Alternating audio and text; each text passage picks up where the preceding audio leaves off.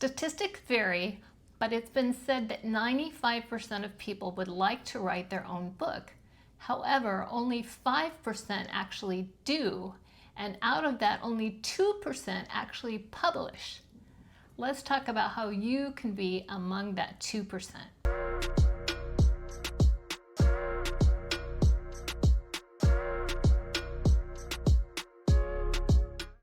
I recently did a video on side gigs for women 50 plus, and in that video I mentioned that I had done indie publishing, and I offered to do a video on indie publishing at some point. I knew I was going to want to at some point, but it was far down on my list of topics that I wanted to cover.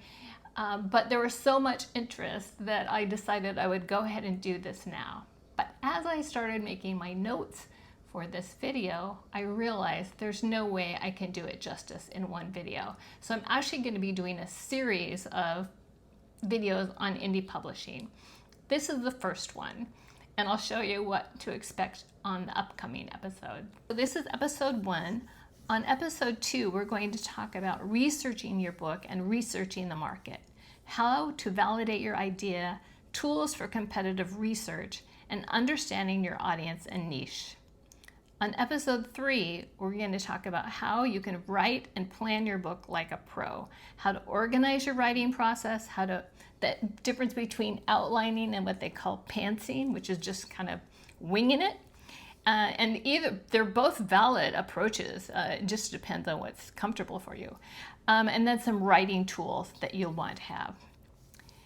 In episode 4, we're going to talk about editing essentials from your first draft to your final polish. We're going to talk about the types of editing, how to hire an editor if that's what you want to do, which I usually agree is a good idea, and then how to find beta readers and critique partners. In episode 5, we're going to talk about book designs that sell, covers, titles, and interior formatting. What makes a great title and subtitle?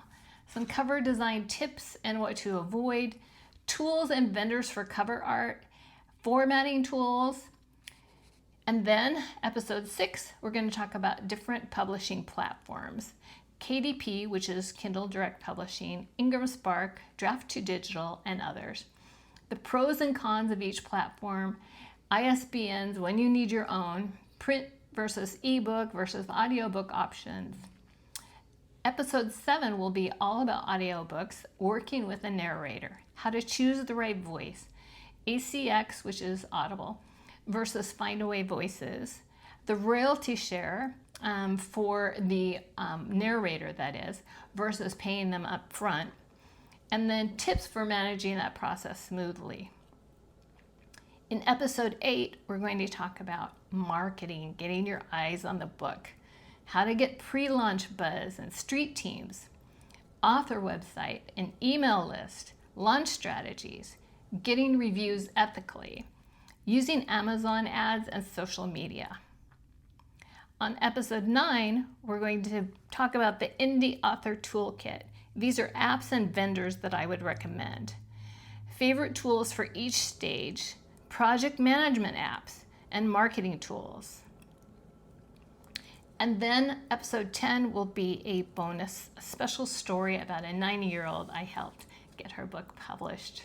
I once took a course by a hardwood floor refinisher, and it was a DIY course for homeowners who wanted to refinish their own floors. And I thought, why would they teach a course on this? Isn't that cutting into their profits? But by the time I finished that course, I realized I would never do this myself. Well, when I got into indie publishing, I felt the same way. It's not easy. I felt like I have a master's degree in writing, and that didn't really help me. It helps me in writing my books, but it does not help me in indie publishing. There is so much to it. I felt like by the time I was ready to launch my first book, I felt like I had taken another master's course in indie publishing. Since then, I have published 8 books on my own, 1 as a collaboration, 1 as a co-author. So 10 books are out there with my name on them or my pen name. Some of them I did under my pen name. In addition, I helped a 90-year-old publish her first book. And that was a very special story I'll share at another time. So let's talk about the benefits of indie publishing. Now, indie publishing is not your mother's vanity press. It's actually come into its own lately, and a lot of people hold it in high regard, and there are a few reasons for that. One of them is that you have more control over the finished product. Another is that it will get to market a lot sooner. It sometimes takes up to 2 years to get a wonderful book into print if you're working with a traditional publisher. And another benefit is the royalties are much better. And you can decide how much you want to price it, what the cover art should look like, and if you want to make updates, you don't have to ask the publisher's permission. So that's the good news. The bad news is that writing your book is only about 10 to 20% of the whole package.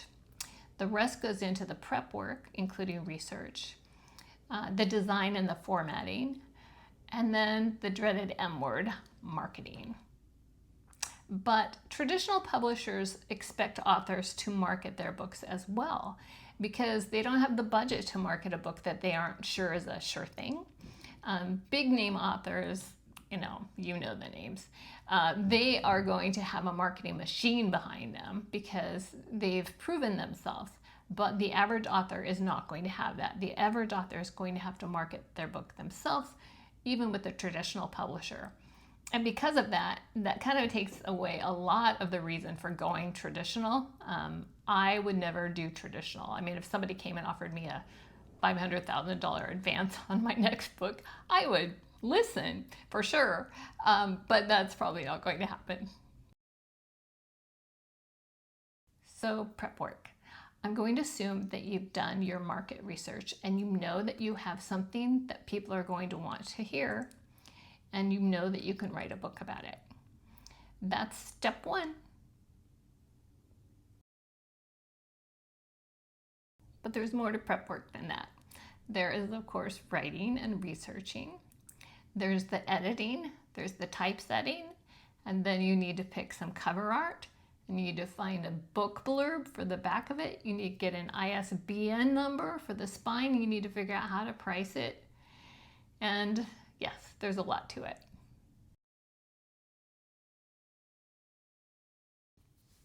Editors can be found on Fiverr and Upwork. Book formatting software is available for the Mac, Vellum, and Windows, Atticus. Cover designers can be found on 99 Designs, Fiverr, and Upwork. And ISBNs are obtained through 𝗣𝗨𝗕𝗟. Or if you remain exclusive to Amazon, they'll provide you one, but you won't be able to sell your book anywhere else. And next, you need to decide how you're going to distribute your book, how you're going to get it sold. So some options are Amazon, Ingram Spark, Draft2Digital, and if it's an audiobook, Audible or Findaway Voices. And then also if it's just a PDF, you can sell it through Gumroad. Now I did try Gumroad once. I didn't get any traction at all there at all. So I'm not sure I can recommend it, but I'm sure some people have been successful that way. You can also just create a digital version of your book, like a PDF, and send it to people from your website, sell it that way. Some people worry about it getting copied and distributed, but I think, they can do that with anything. So I wouldn't worry about that too much. And if you decide you like an audiobook, you could narrate it yourself, or you could hire a professional narrator. I have only hired professional narrators. I know that I don't have a narration voice. I remember when I was a teenager, I would pick up the phone and they would say, if it was a salesperson who didn't know me, they would say, "Is your mommy there?" So I know I have kind of a high-pitched voice, and I wouldn't try to narrate my own books. And Audible, if you decide to publish your book and sell it through Audible, they will require professional sounding narration. They don't allow blips and static, and so you kind of have to have the right equipment and the right voice, and it has to be very professionally produced or they won't accept it on Audible. And Find Away Voices, the same thing, but both Audible, which is ACX, and Find Away Voices, they can connect you with the narrator, and they charge everything across the board. A very good professional narrator for let's say a 3-hour narration can be $1,000 and up. Ways to market your book include YouTube, Facebook, e-zines, podcast, Instagram, and your author page, either on your own website or Amazon.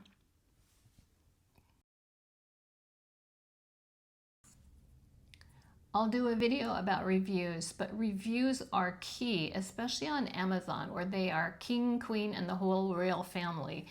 You really can't get any traction at all on Amazon unless you get good reviews. So that is an ongoing process. That's something I kind of let fall by the wayside by for my books.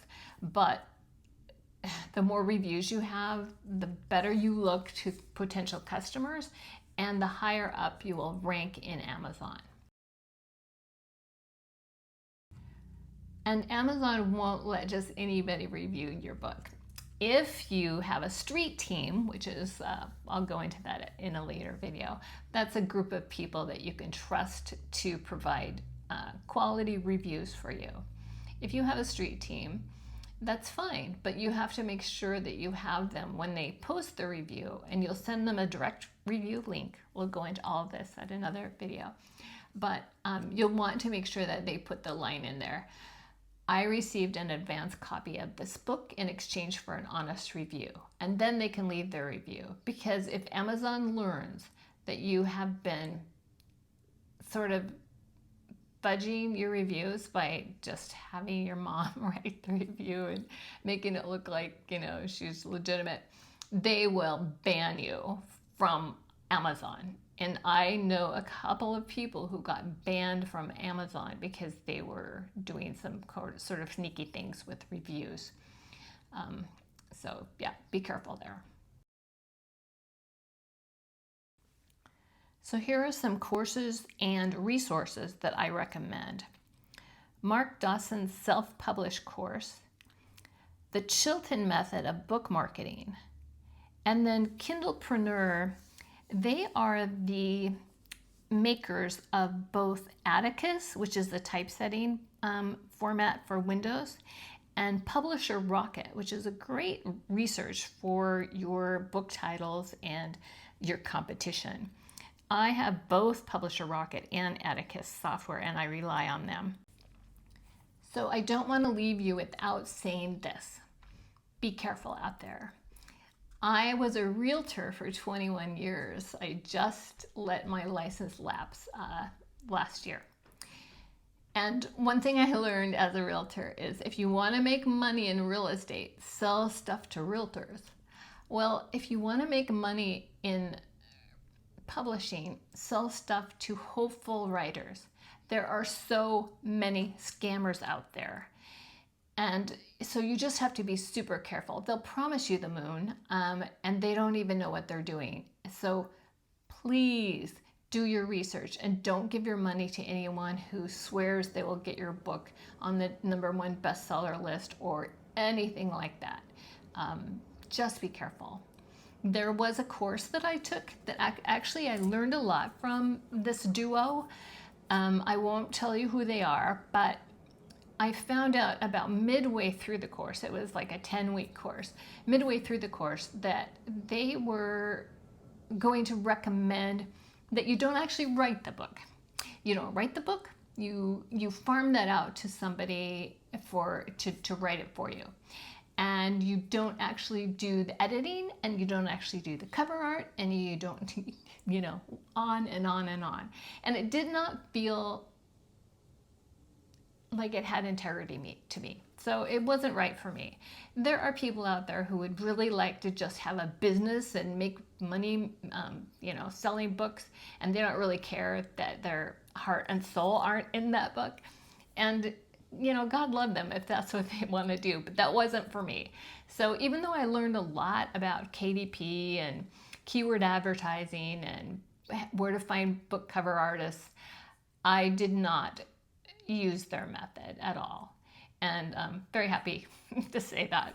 So be careful. So that's just the beginning. I'm sure I've created a lot of questions in your mind, but I hope to answer them over the next few episodes.